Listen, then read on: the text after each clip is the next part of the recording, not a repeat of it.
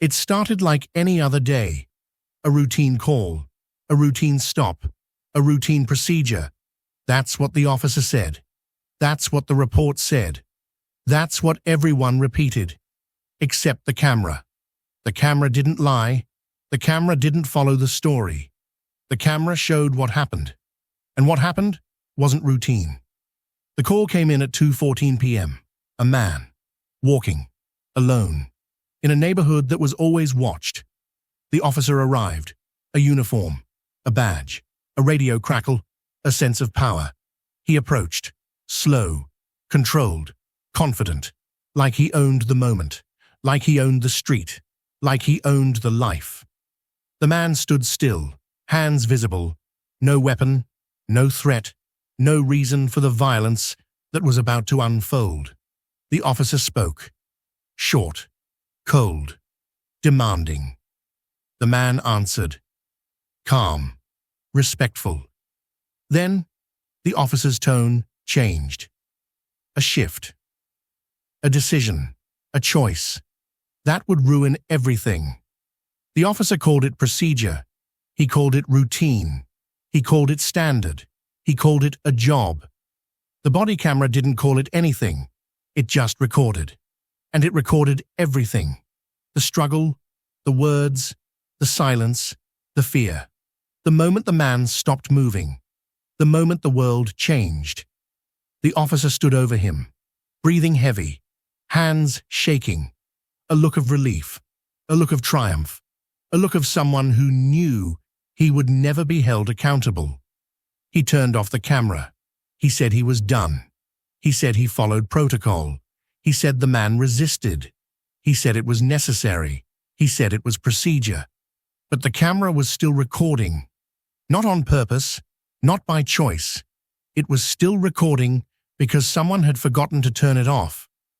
And the truth was still there. Hidden. Waiting. Silent, but undeniable. In the hospital, the man lay still, breathing, but barely.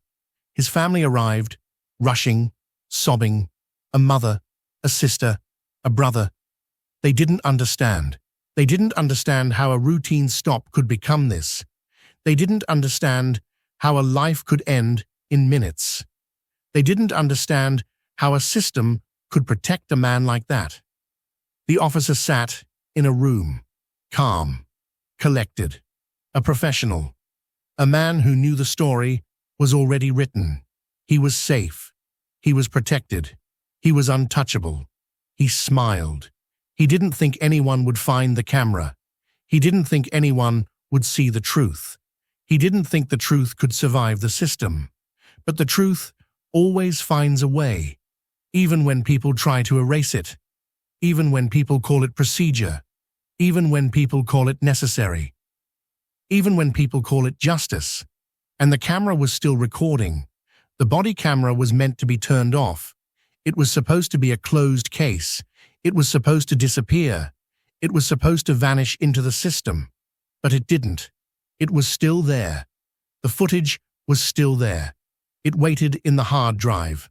Silent, unseen, but still alive. The officer went home. He ate. He watched TV. He acted like nothing happened, like the world didn't know, like the camera didn't exist, like the truth wasn't in the memory, like he was safe, like he was untouchable.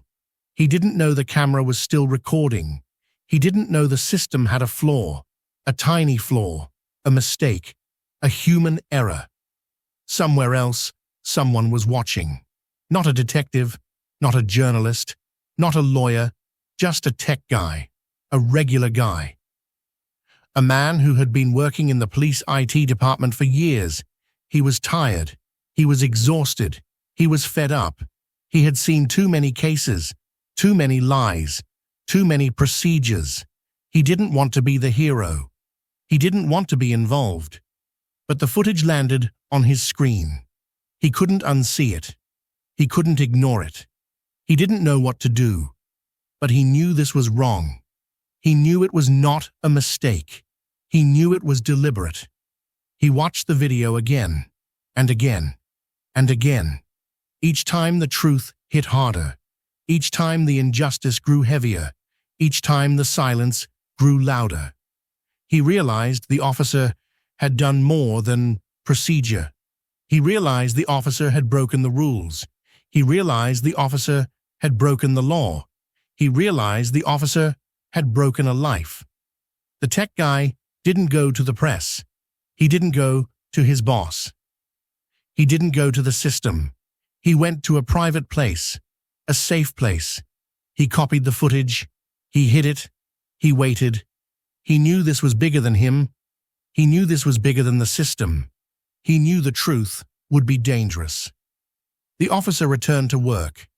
He walked the same streets. He did the same routines. He smiled at colleagues. He joked. He acted like nothing happened. He acted like the world was still his. He didn't know the footage existed. He didn't know the truth was already moving. He didn't know someone had already decided to expose him. He didn't know the system was starting to crack. At the hospital, the man's family waited. They watched the machines. They listened to the beeping. They held hands. They prayed. They cried. They wondered if the system would ever care. They wondered if anyone would ever see the truth. They wondered if the officer would be held accountable. They wondered if the world would ever stop pretending. They wondered if justice would ever arrive. The truth didn't arrive with a bang. It arrived quietly. It arrived slowly. It arrived like a drip, like a leak, like a hidden wound, the kind that never heals. The footage was still hidden, but the truth was already awake, and it was about to move. The family didn't leave the hospital. They couldn't. Not yet. Not when the truth was still trapped inside a body that couldn't speak. Not when the world was still pretending. They stayed, they sat, they watched, they waited, and every hour that passed felt like an hour stolen from their hope. The man's wife sat beside the bed. Her hands shook. Her eyes were swollen. She stared at the ceiling like it could answer her questions. She wanted someone to say it was a mistake. She wanted someone to say it was a misunderstanding. She wanted someone to say her husband was still alive. But no one said that. No one. The son sat in the corner. He was quiet. Not because he was strong, because he was broken. He stared at his father's hand. He remembered the first time his father held his hand. He remembered the first time his father taught him how to ride a bike. He remembered the first time his father told him he was proud. And he remembered the last time his father called him. The last time his father said, "I love you." The last time. And he kept asking himself, how could a man die like this? How could a man die in the name of procedure? How could the world accept it? The daughter sat on the floor. She hugged her knees. She stared at the floor. She didn't cry. Not because she was strong, because she was numb. Her mind kept replaying the same scene, the same words, the same silence, the same betrayal, the same injustice. She couldn't breathe. She couldn't sleep. She couldn't live. But even in the silence, they still believed. They still believed the truth would come. They still believed someone would listen. They still believed someone would care. They still believed justice would arrive. Because they didn't have a choice. Because hope was the only thing left. The son left the hospital. He walked into the city. He walked to the police station. He walked to the place where his father had been taken. He walked to the place where the officer had said, "Procedure." He walked to the place where the system had failed. He stood in front of the station. He didn't go inside. He didn't have the courage. He didn't have the strength. He just stood there. And he yelled. He yelled like a man who had nothing left to lose. He yelled like a man who was trying to wake the world up. He yelled like a man who wanted the truth to be heard, and the city heard him. Not as a protest, not as a demonstration, but as a cry. a cry of pain, a cry of loss, a cry of anger, a cry that wouldn't go away. Inside the station, the officer heard the cry. He didn't know it was the son. He didn't know it was the family. He didn't know it was the truth. But he felt it. He felt the weight of the world pressing down. He felt the fear. He felt the guilt. He felt the panic. He realized his life was no longer safe. He realized his procedure was no longer a secret. He realized the camera was not gone. He realized the truth was coming. And he realized he couldn't stop it. Outside the station, the tech guy watched the scene. He watched the son. He watched the cry. He watched the fear. He watched the anger. He realized the truth was no longer just in his hands. It was in the world's hands. It was in the family's hands. It was in the city's hands.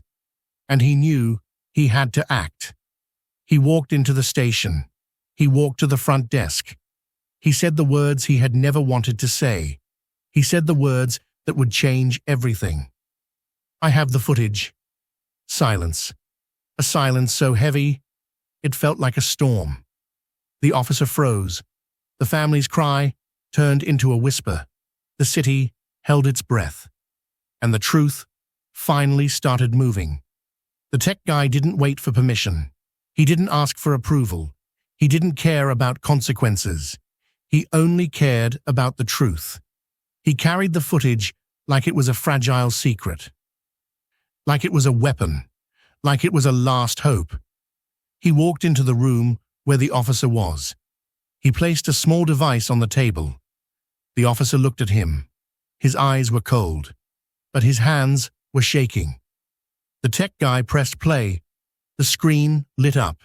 The footage began, and the room went silent.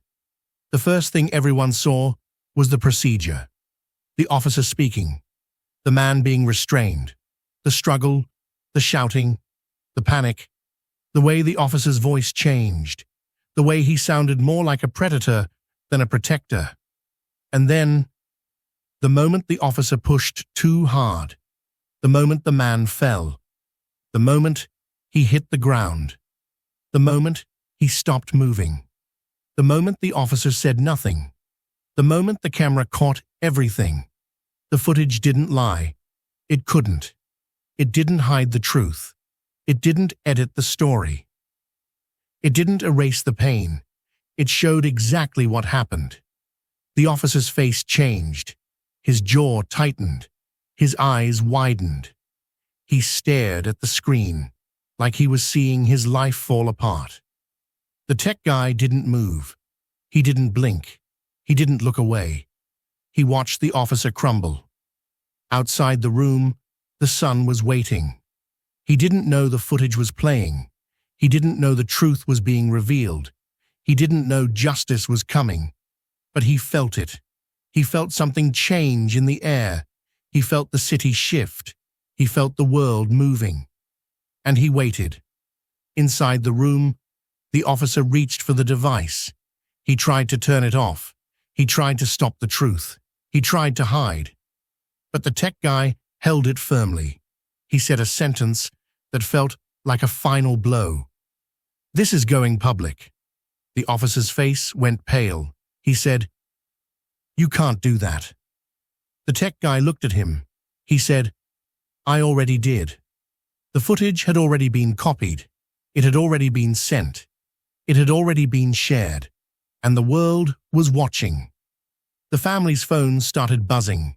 Messages, calls, notifications. The truth was spreading. The truth was no longer a secret. The truth was no longer hidden. The truth was alive.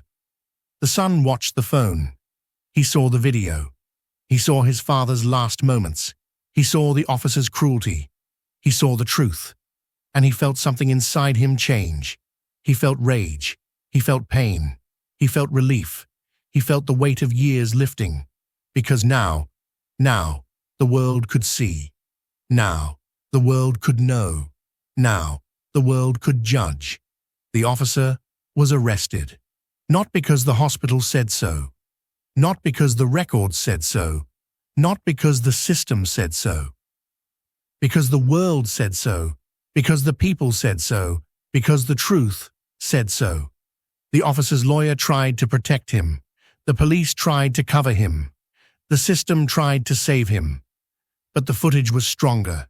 The footage was louder. The footage was the evidence that couldn't be ignored. And as the officer was taken away, the family watched. They watched the man who took their father. They watched the man who lied. They watched the man who thought he could escape. They watched the man who finally faced the consequences. And they cried, not because they were weak, but because they were human. They finally felt something they hadn't felt in months. They felt justice. But the story wasn't over. Because justice wasn't enough. Because the pain didn't disappear. Because the wound didn't heal. Because the family still had to live with the loss, and the city still had to learn. The courtroom was packed, every seat filled, every face watching, every heart waiting. The family sat together. The son held his mother's hand. His eyes were red. His voice was calm. But his body was shaking. Because he knew the truth. And he knew the cost. The prosecutor stood. He looked at the judge. Then he looked at the jury. Then he looked at the officer. And he spoke. "Ladies and gentlemen," he said, "this case is not about one man. It is not about a procedure. It is not about a single moment. It is about a pattern." He paused. He looked at the family. Then he looked at the officer. The pattern of abuse. The pattern of lies. The pattern of power. He turned to the jury. He said, "You saw the footage. You saw the truth. You saw what the officer did. You saw what he took." The officer's face was blank, but his hands were trembling. He looked like a man trying to hold his life together with nothing. The prosecutor continued, "This is not just a case of brutality. This is a case of a system that allowed it, a system that covered it, a system that made it possible." He paused again. He said, "We are not here to punish one man. We are here to send a message." The family's eyes widened. They leaned forward. They listened. Because they knew the message would change everything. The prosecutor took out a folder. He placed it on the table. He opened it. He showed the court something. Not files, not records, not cameras. Something else. Something personal. Something human. He showed a letter. A handwritten note. The judge asked, "Where did this come from?" The prosecutor said, "From the officer's own family."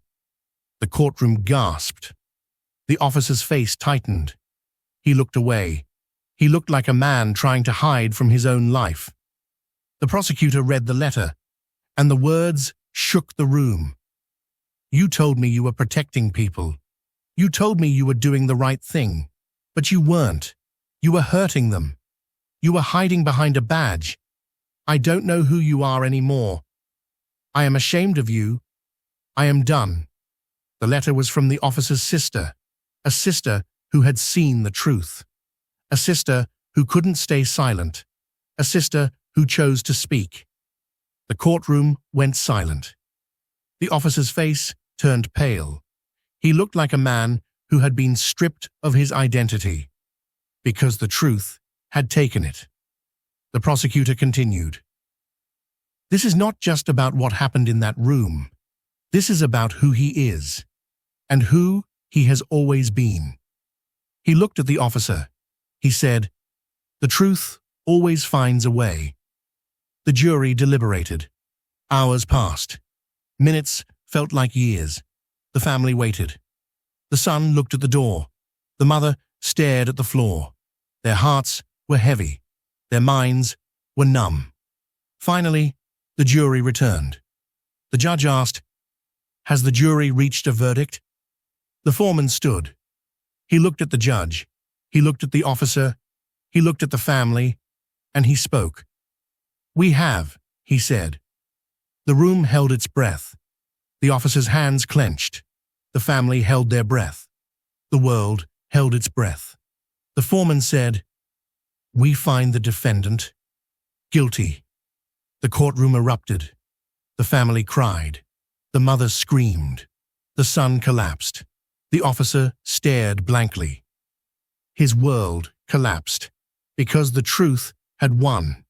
But the story didn't end there, because justice wasn't the final chapter, because the family still had to live, because the pain still existed, because the world still needed healing. The son walked outside. The sun hit his face. He looked up. He breathed. He felt something.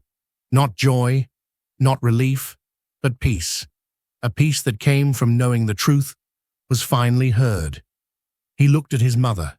She looked at him. She whispered, "He's gone." He nodded. He whispered back, "Yes." They stood there, in the sunlight, together, still hurting, still broken, but no longer alone, because the truth had finally come home. The city didn't change overnight. It never does. The streets stayed the same. The lights stayed the same. The noise stayed the same. But something inside the people shifted. A quiet shift. A small change. A change that could not be undone. The officer was gone, but his name still echoed. In the news, in the streets, in the whispers, in the police station, in the hospital hallways. People spoke differently now. People watched differently now. People listened. And the listening mattered. The mother left the courthouse. She didn't look at anyone. She walked with her son. Her body was tired. Her spirit was bruised. But she walked. She kept moving, because moving was the only way to survive. The son looked at the crowd. He saw faces, some sympathetic, some hostile, some empty. He saw the world, and he realized something. The world doesn't change because people shout. It changes because people refuse to look away. They returned home. The house was quiet. Too quiet. The kind of quiet that feels like a weight. The son went to the kitchen. He made tea. He didn't feel like eating, but he needed something. He needed a routine. He needed something to hold on to. The mother sat in the living room. She stared at the wall. She didn't cry. She didn't speak. She just sat. Because the tears had already happened. Because the words had already been said. Because the pain was already there. The son sat beside her. He held her hand. He didn't know what to say. He didn't know how to fix it. He only knew one thing. He was there. Hours passed. The night came. The lights turned on. The city continued. The world continued. But inside the house, the air was still heavy. Then the son stood up. He looked at his mother. He said, "We did it." She looked at him. Her eyes were empty, but her voice was steady. She said, "No." He frowned. She continued, "We didn't do it. He did. We only survived it." The son nodded. He understood. He understood that justice wasn't a victory. It was a balance. It was a correction. It was a closing of a door. But the wound remained. Days turned into weeks. Weeks turned into months. The mother started to heal. Slowly, like a scar. Not erased, but covered. The son returned to work. He returned to life. He returned to a world that still had flaws. But he returned, because that was the only choice. The hospital record stayed in the case file. The footage stayed in the court. The letter stayed in the judge's notes. But the truth stayed in the hearts of the people who witnessed it. And that truth became a quiet warning, a reminder, a message, that no badge can protect a lie forever, that no procedure can hide a crime forever, that no power can silence a truth forever. One day, the mother stood at the window. She looked out at the street. She watched people pass by. She watched the city move. She felt something, a calm, a small calm, not joy, not peace, but calm. A calm that said, the truth is still here, the truth is still alive, and the truth will not be forgotten. The son walked into the room. He stood beside her. He didn't speak. He didn't need to. They both looked at the same street. They both felt the same weight. They both understood the same thing. That justice arrived, quietly, inevitably, and the world had to live with it. The story ended, not with a celebration, not with a shout, but with a silence that held the weight of what happened, a silence that said, this is real, this is truth, this is justice.